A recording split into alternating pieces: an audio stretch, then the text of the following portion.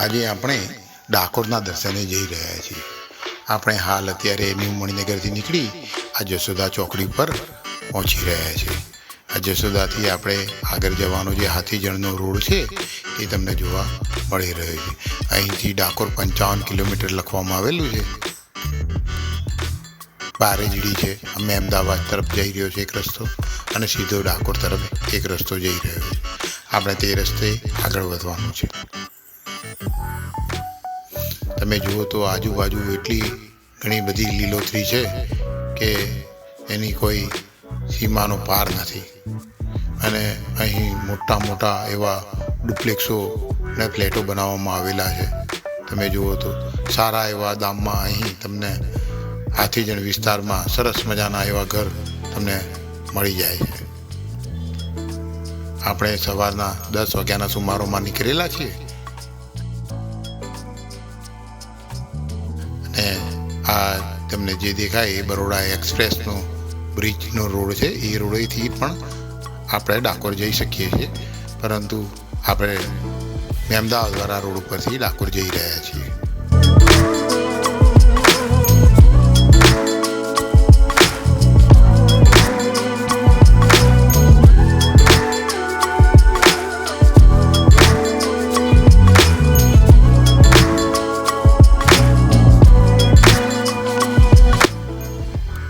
આપણે ડાકોરમાં પ્રવેશ કરી લીધેલો છે. તમે જુઓ તો મંદિરની અંદરના સીનો છે.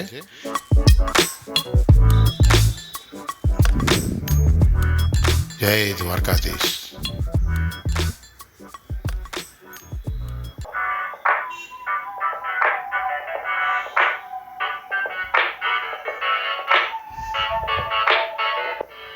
આ રણછોડરાયનું આવેલું સરસ મજાનું એવું આ ડાકોરનું મંદિર છે. ડાકોર ગામમાં આવેલું રણછોડરાયનું આ મંદિર છે.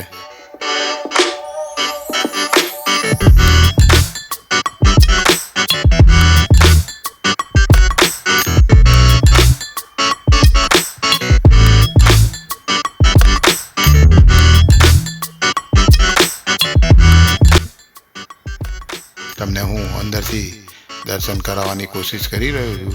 હજુ કપાટ બંધ છે, તેથી દર્શન થઈ શકે તેમ નથી. આમાં કપાટ ખુલશે એટલે હું તમને દર્શન કરાવવાની કોશિશ કરીશ. ભક્તજનો જય રણછોડની નારા લગાવી રહ્યા છે. ટૂંક સમયમાં જ હવે મંદિરના કપાટ ખુલશે અને આપને રૂબરૂ દર્શન હું કરાવીશ. દર્શન ચાલુ થઈ ગયા છે, મંદિરના કપાટ ખુલી ગયા છે અને લોકો જય રણછોડના નારા ગુંજી રહ્યા છે.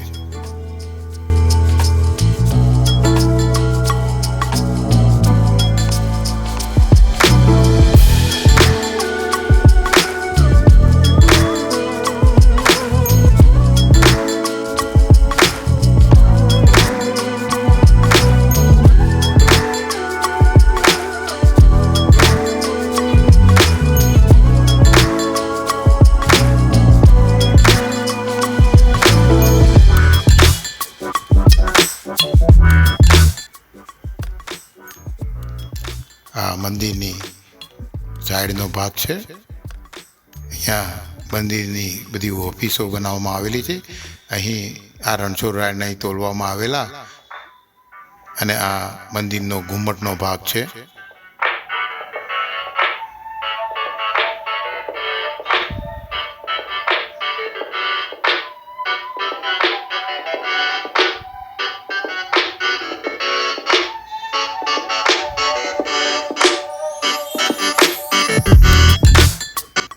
ડાકોરનું બેન બજાર છે. અમે અહીં બે દિવસ માટે રોકાયા હતા, એટલે તમને હું રાતના અને દિવસના બંને સીનો બતાવી રહ્યો છું. આ સવારના સીન છે, સવારના 10 વાગ્યાનો આ સીન છે, 12 વાગ્યાના સીન છે.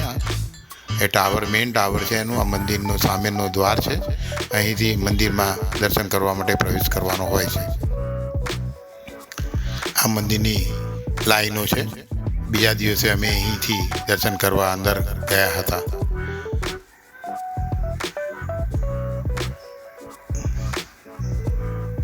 અહીંયાથી પ્રવેશ કરીને અંદર રણછોડરાયના દર્શન કરવાના હોય છે. હું તમને આજે પણ બીજા દિવસે પણ રણછોડરાયના દર્શન કરાવવાની કોશિશ કરી રહ્યો છું. અમે અહીં એક નાની મોટી એવી રૂમ રાખી હતી અને ત્યાં અમે રાત રોકાણ કર્યું હતું. સરસ મજા આવ્યો. આ રાતના દ્રશ્યો સીનો હતા. જો અહીં લખ્યું છે રાજાધિરાજ રણછોડરાયજી, રાજાધિરાજ રણછોડરાયજીની જય હો.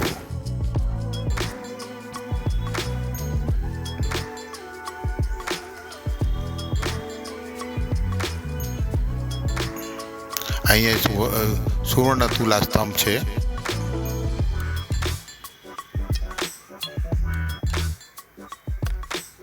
આ મંદિરની ફ્રન્ટ સાઈડનો ભાગ છે. હું તમને આ પૂરેપૂરું આખા ગોર ફરતા મંદિરની દ્રશ્યોથી વાકેફ કરી દઈશ, કારણ કે અમે અહીં ખૂબ જ સારો એવો સમય લઈને જ આ મંદિરના દર્શન કરવા આવી રહેલા છીએ. આ પાછળનો ભાગ છે. મહાજનો અહીં ગાડી ભક્તજનોની જે પણ કંઈ ઈચ્છા હોય એ પૂરી કરતા હોય છે. આ પાછળનો ભાગ છે મંદિરને.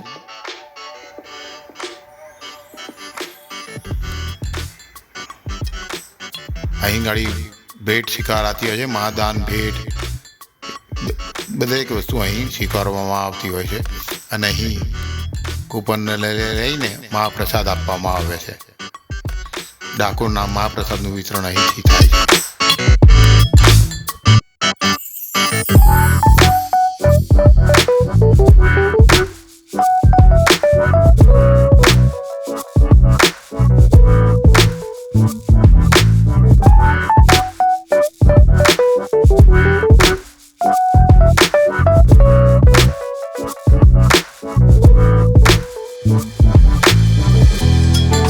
પૂરેપૂરા મંદિરના તમને દ્રશ્યો બતાવી નથી શકતો, કેમ કે ગરમી હોવાને કારણે અહીં લીલા પડદા લગાવવામાં આવેલા છે ભક્તજનો માટે. તેના કારણે અહીં વધારે પડતું અંધારું છાયેલું રહે છે.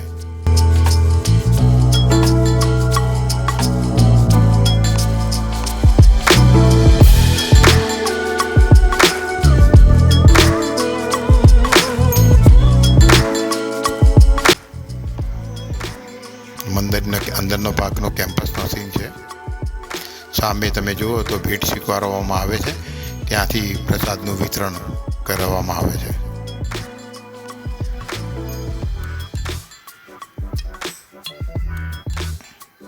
આ મારી ચેનલ છે lovelight.com. જો આપને આ વિડીયો પસંદ આવ્યો હોય તો ચેનલને લાઈક કરો, શેર કરો અને સબસ્ક્રાઈબ કરો. અને હા, બેલ આઇકન ઉપર ટિક કરવાનું ભૂલશો નહીં, જેથી કરીને મારા અવનવા વિડીયો આપને સૌ પ્રથમ જોવા મળે. અહીંયાથી મંદિરમાંથી એક્ઝિટ થવાનો ભાગ છે, જે તમને માર્કેટ તરફ લઈ જતો હોય છે.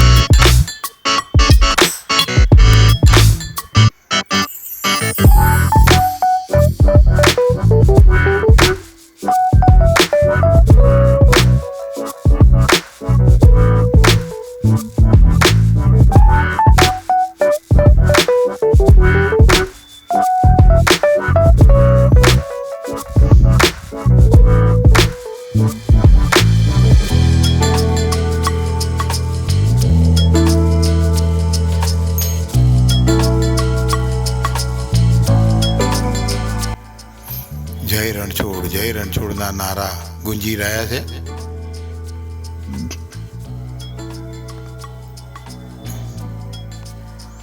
આ અમદાવાદથી 70 કિલોમીટર દૂર ઉપર આવેલું આ રણછોડરાયનું મંદિર છે. મંદિરના કપાટ હજુ બંધ છે, એટલે ભક્તજનો ત્યાં ભગવાનના ઇંતજારમાં એમનો દર્શનના લાભ લેવા માટે ઉમટી રહેલા છે. ભજન કીર્તન અત્યારે ચાલી રહ્યું છે.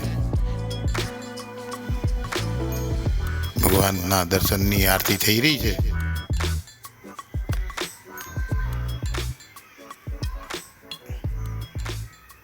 આ તમે જુઓ તો આ ગોમતી ઘાટના થોડાક નજારા તમને બતાવી દઉં. હજુ પબ્લિક વધારે પડતી ઉભરાઈ નથી એટલે તમને ઓછું જોવા મળશે. અહીંયા આગળ બોટિંગ પણ કરવામાં આવે છે. શનિ રવિના ટાઈમે અહીં બોટિંગ કરવામાં આવે છે. આ ગોમતી ઘાટનો સીનો છે.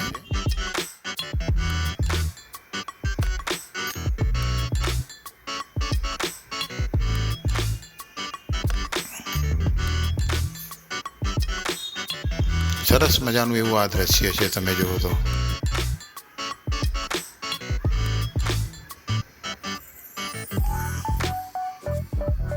કેવું શીતળ એવું પાણી તમને જોવા મળી રહ્યું છે. એકદમ શાંત એવા સંધ્યાના સમયનો આ સીન છે.